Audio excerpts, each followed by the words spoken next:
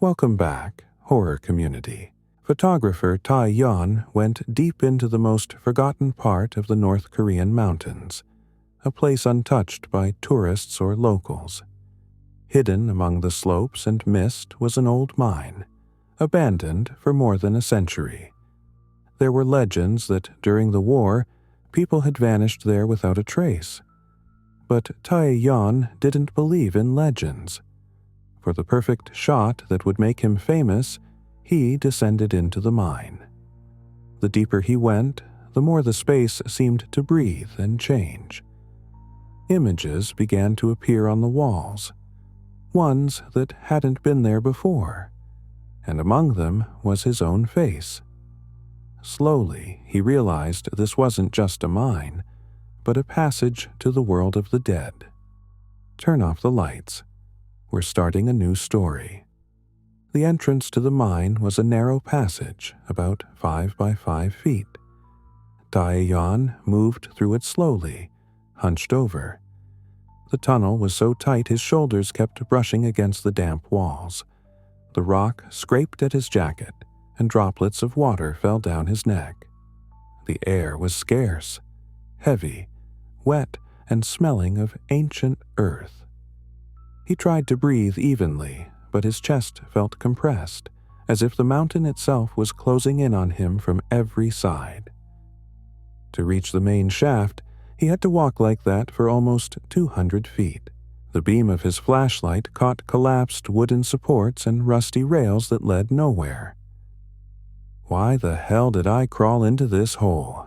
he grumbled under his breath, adjusting his camera strap.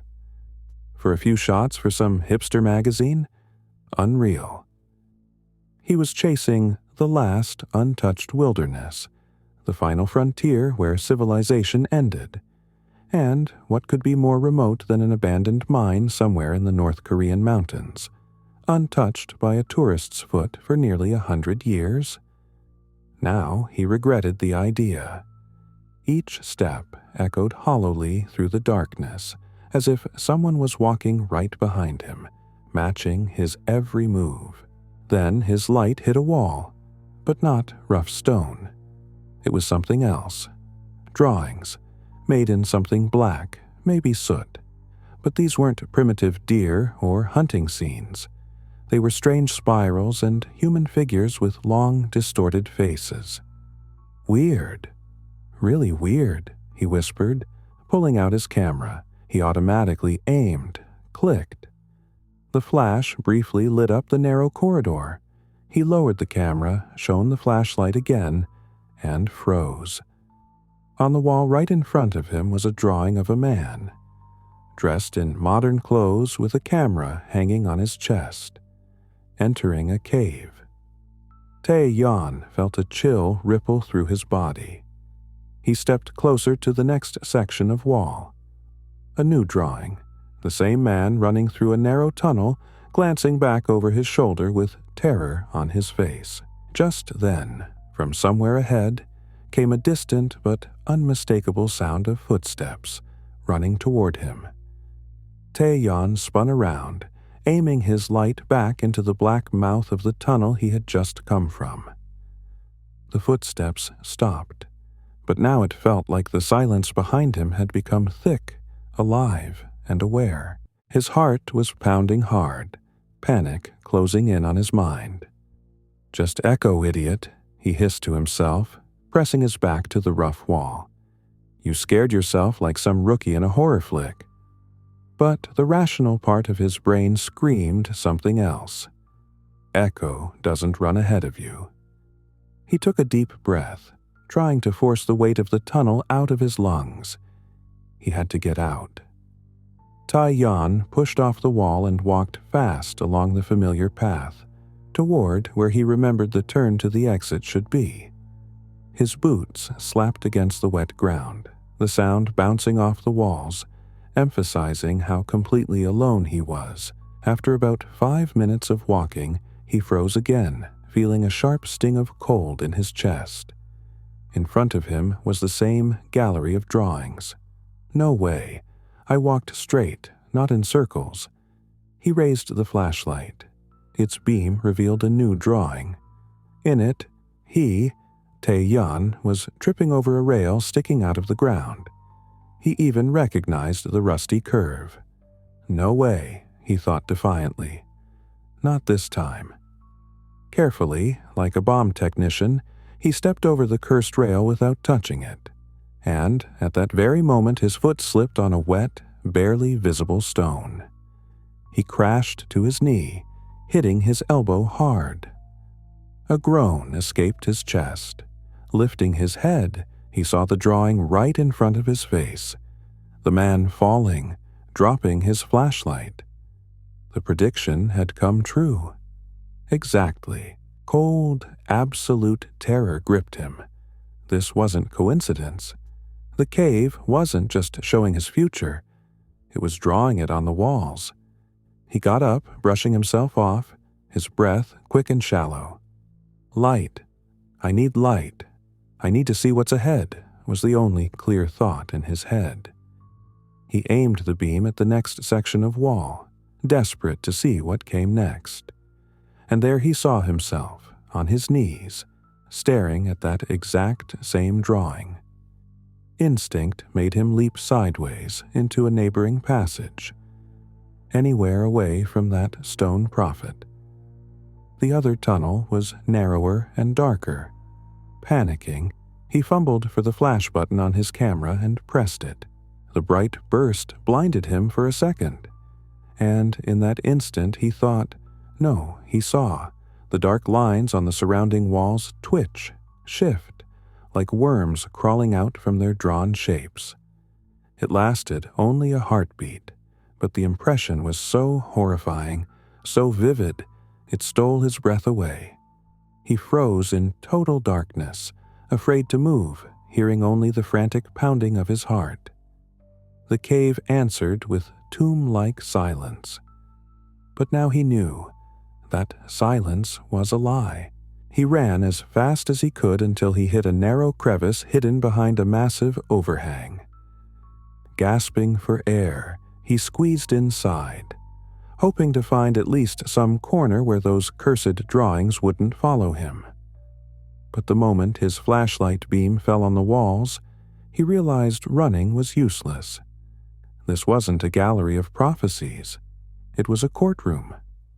The walls were covered with scenes, not abstract ones, but painfully recognizable, shockingly familiar.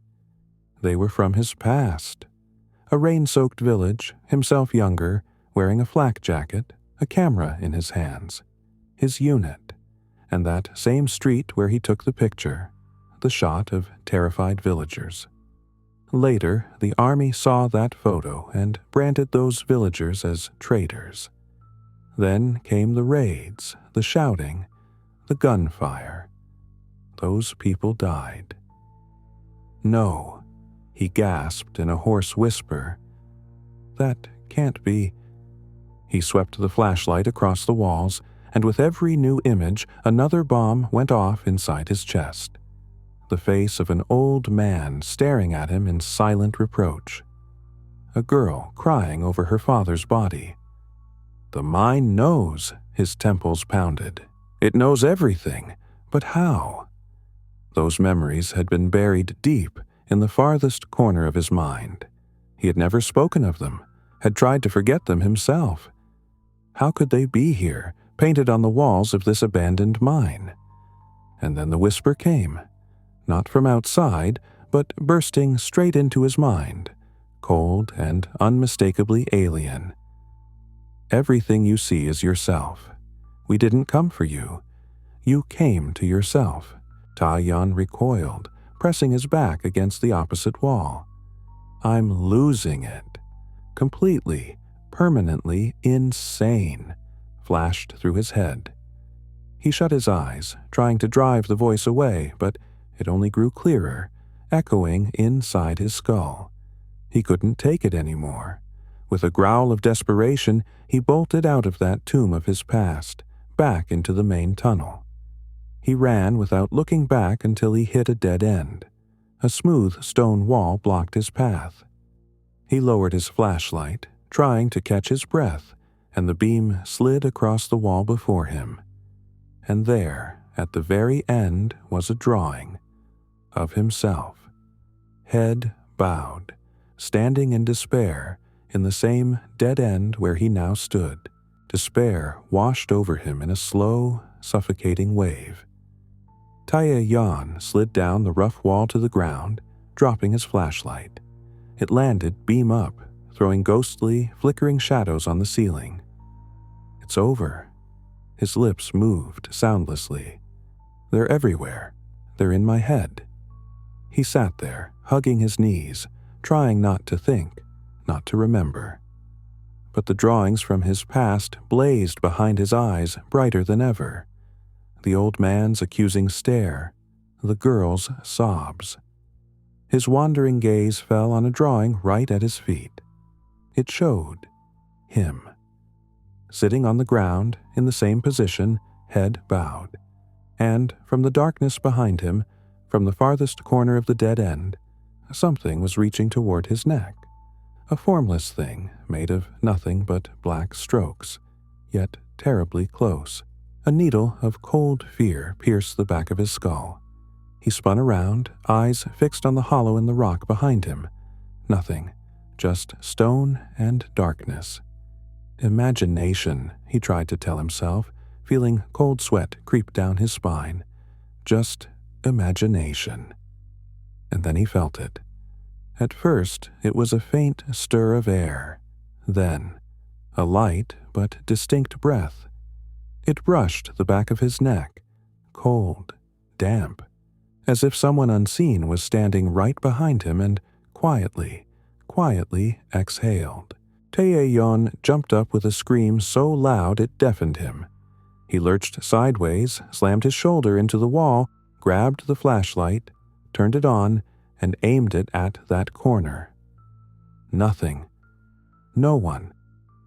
But the feeling of that icy breath on his skin was so real, so tangible, there was no doubt left. The cave had moved from prediction to action. It wasn't just showing his fear, it was manifesting it. It breathed down his neck, whispered in his own voice, making him question his sanity. He stood there, leaning against the wall, breathing heavily. The flashlight in his hand trembled, throwing frantic flashes across the prophetic drawings. Now he understood.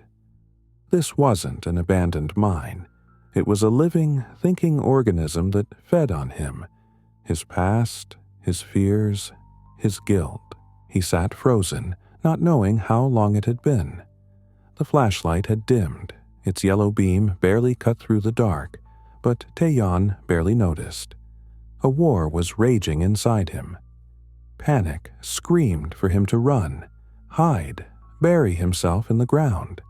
But something else, cold, rational, was beginning to grow through the cracks in his fear. The mine is playing with me. The thought hit him like a bell. Like a cat with a mouse. It shows me my steps because it knows I'll take them anyway. It feeds on my fear. He lifted his head. His eyes, used to the half-light, caught a spiral scratched into the wall of the dead end. He'd seen it before, but now he looked differently. It wasn't just a pattern, it was a labyrinth. Not a spatial one, but a temporal one. Every path led to the center, to the source. I've been trying to run from it, but what if I go toward it? Tae-yeon thought. The idea was insane, suicidal, but it was the only thing that went against the cave's logic. With a new, eerie calm, he got to his feet. The flashlight flickered, warning it was near death, but Tae-yeon only gripped it tighter. He stepped out of the dead end and, without hesitation, turned not toward the way he came, but deeper, in the darkest, narrowest passage he'd instinctively avoided all along. He walked slowly, almost ritualistically. His flashlight's beam was no longer a trembling probe, but a scalpel slicing open the dark. He wasn't looking for an exit now. He was searching for the point where all the spirals met, and the cave responded. The drawings on the walls changed. The scenes from his past were gone. The images of his panic disappeared. Now the stone showed only him, and a spiral winding deeper into the tunnel. It led him farther and farther. Finally, the tunnel opened into a dimly lit grotto. In its center, on a low stone pedestal, lay a black stone polished to a mirror sheen. It was small, about the size of his camera. Around it, dozens of spirals covered the walls, all converging on this point like compass needles to a pole. Tae-yeon stepped closer. His own distorted reflection twisted on the stone's surface. He lifted the flashlight to study the wall directly behind it. There was a single drawing, his hand reaching toward the black stone. The fingers were just about to touch the smooth surface. He looked at his own trembling finger, then back at the stone. This was the moment of choice. Enter the heart of the nightmare or remain its eternal prisoner. Clenching his teeth, Kim Tae-yeon slowly, unable to stop the shaking, reached out his hand. His fingertips touched the surface, and nothing happened. No flash, no rumble, no plunge into an abyss. The stone was cold and perfectly smooth, like polished glass. A dull wave of disappointment hit him, mixed with stupid relief. That's it, he thought blankly. That's the ending? Just a piece of black rock? He was about to pull his hand away when he noticed. His reflection in the stone wasn't mirroring him. It kept reaching toward him, and its features were starting to blur, melt, like ink dissolving in water. Then the silence broke. Not from outside, but from within the stone. At first, faint, barely audible, it swelled with every second, filling the grotto, his ears, his skull. It wasn't one sound, but millions compressed into a single deafening stream, the whisper of thousands of voices, children crying, engines roaring, explosions, doors creaking, fragments of radio chatter in unknown languages. The stone under his fingers stopped feeling solid. It became viscous and unbearably cold. The chill, sharp as fire, crept up his fingers, his wrist, his arm. He tried to yank his hand free, but couldn't. The stone held him, pulling him in. "No, let go!" he screamed, but his voice drowned in the roaring symphony of memory. The cave around him began to ripple.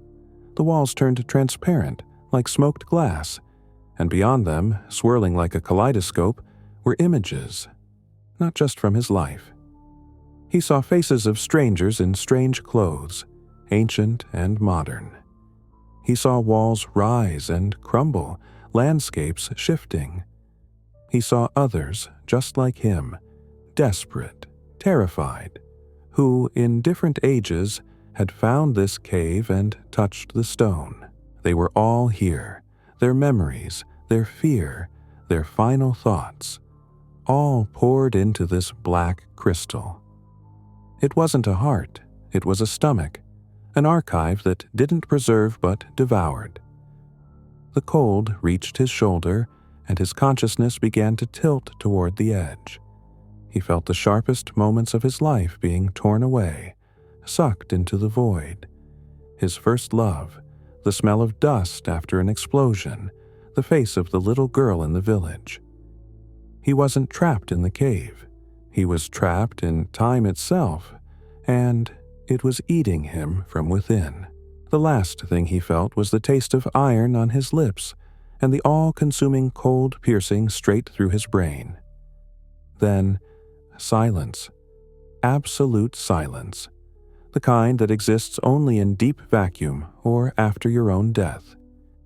He couldn't feel his body, couldn't feel pain. Images rushed past him at dizzying speed.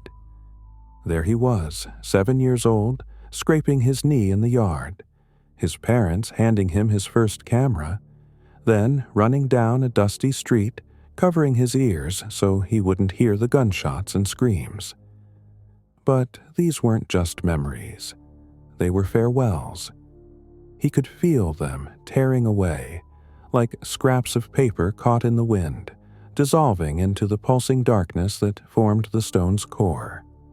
His identity, his self, was dissolving like a grain of salt in the ocean. Suddenly, the flow slowed. He saw himself inside the cave from the outside, saw his desperate face pressed against the stone, and he understood the terrible truth. It wasn't a loop, it was a food chain.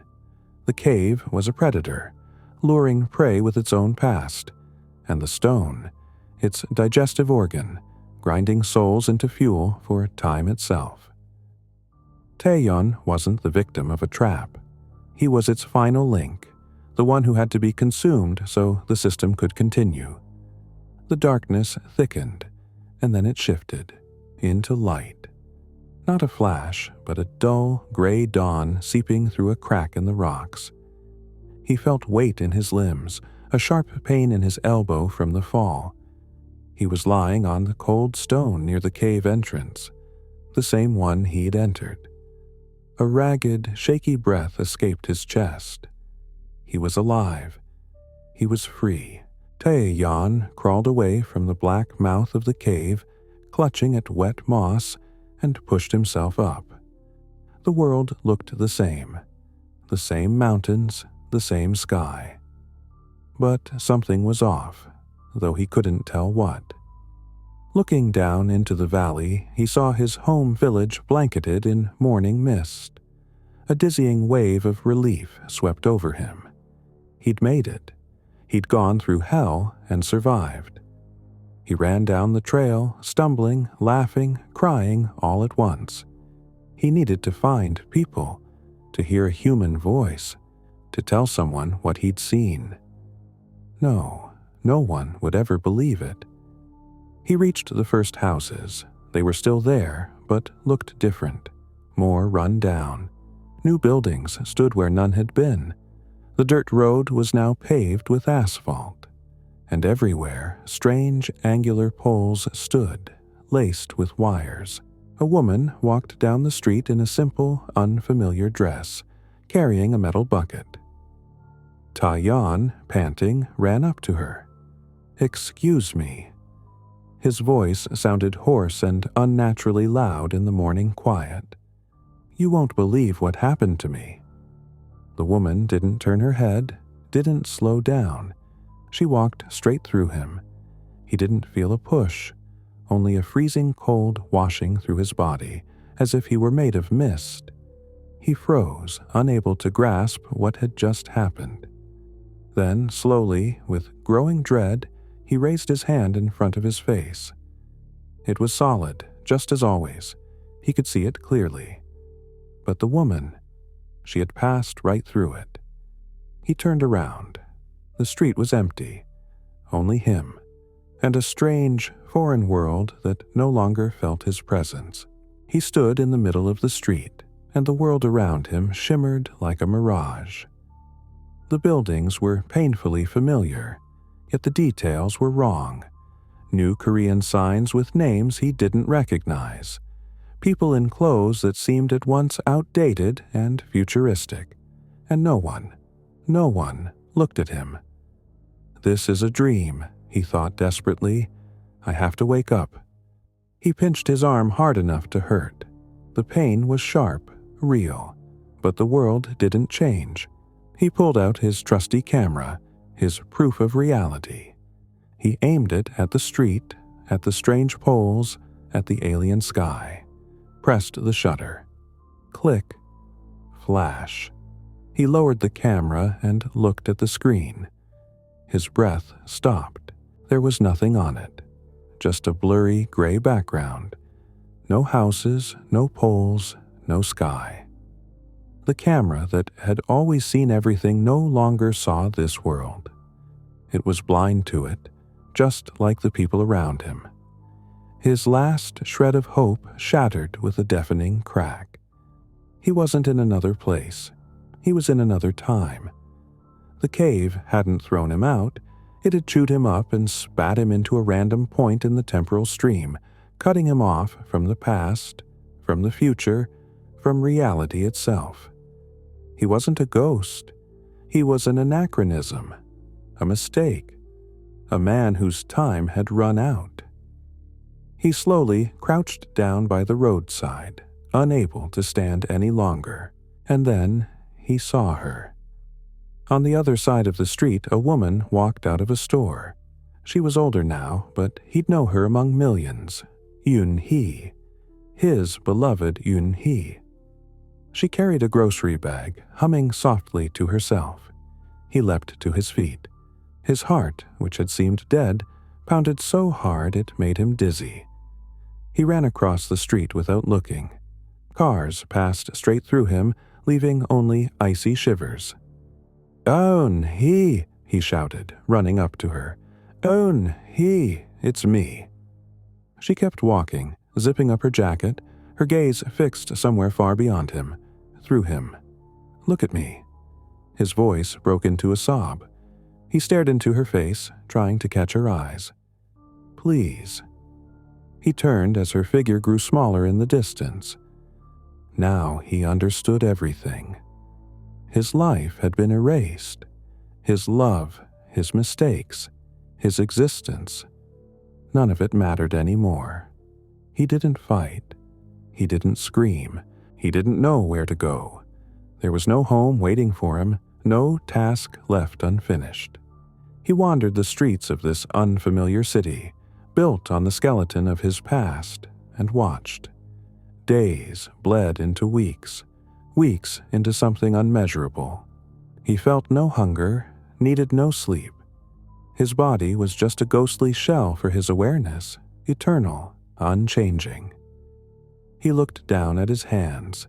They hadn't changed since that day. The same jacket, the same cuts from the stone. He sat on an invisible bench, watching the sunset paint the glass facades of the unknown city gold and crimson. It was truly beautiful, and he could still appreciate that beauty. It was all he had left. Somewhere below, a phone rang. A child laughed. A car passed by. Life went on, and he remained with it forever. Not alive, not dead, just part of the silence. Hope you enjoyed this true story. Subscribe so you don't miss the next ones. And remember, the only ones who never fear are those without imagination.